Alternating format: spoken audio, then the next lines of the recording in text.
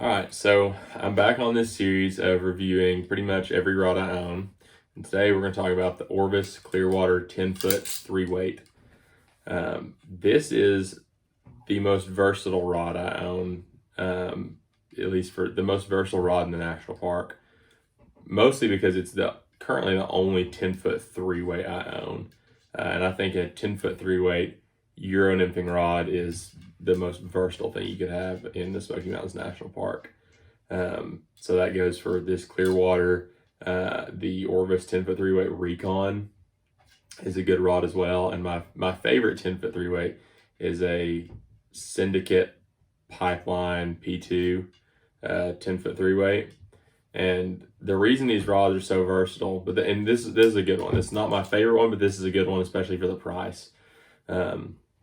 The reason these rods are so versatile is because you can do every kind of fishing with it. So I put these are Euro nymphing rods. I put a real fly line on them.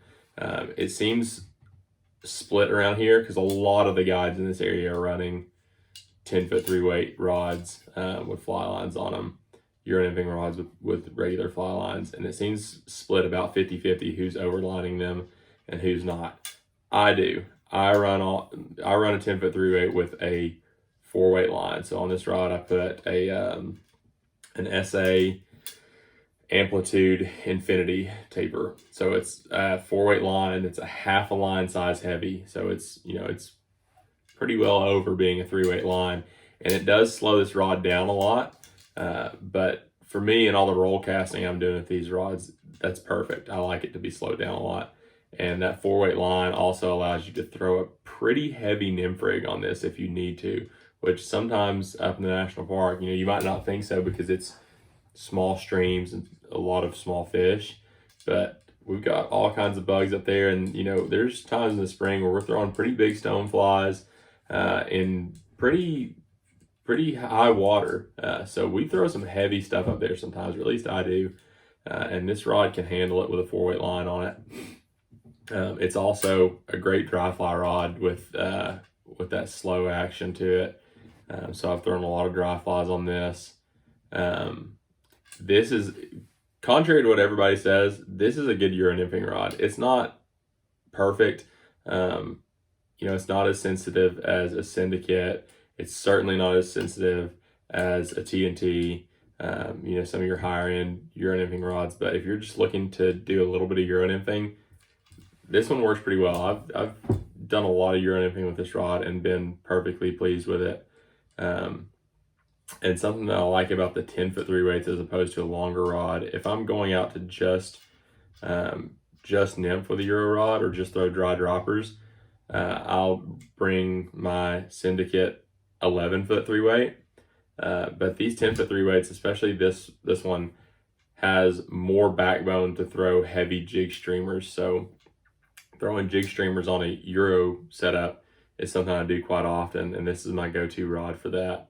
So that's kind of what I'm talking about with the versatility of it. You can do regular Euro nymphing, you can throw dry flies, dry droppers, you can fish big jig streamers on it, you can throw heavy nymph rigs. This rod will do everything. And everything I say about this rod goes for the other 10-foot 3-weights I've used as well. But this rod does it at a pretty low price point. I think these rods are around $280. And I tell people a lot who are looking to get into fly fishing they're looking to get their first rod or a new rod, something a little bit different, that I think this, and most manufacturers, this $250 to $280 price range is where you get the most bang for your buck. And what I mean by that is when you drop below this price point, from $150 fly rods and up until you get up to $280, you're in that territory where you start paying a little more money for a lot more performance. Once you get past that $280 range, up into $300, $400, $600, you're paying a lot more money for a little more performance. Now, that being said, I do personally think that performance is worth it, and pretty much all the rods that I purchase these days are more expensive than this. So don't think I'm saying that performance is not worth it. The performance of those $600,000, $800,000 rods is absolutely worth it to me. But this price point right here, I think, is where you're getting the most bang for your buck. One thing I almost forgot to mention about this rod, something I like about it, and the same goes for the 10-foot 3-weight Recon. There is no hook keeper on this. That is a huge plus to me. On any rod, I hate hook keepers. I despise them.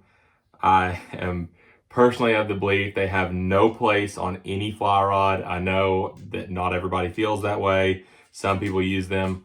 I hate them. Hook your flies here, run them around the reel. Let's get rid of all hook keepers forever and ever, amen.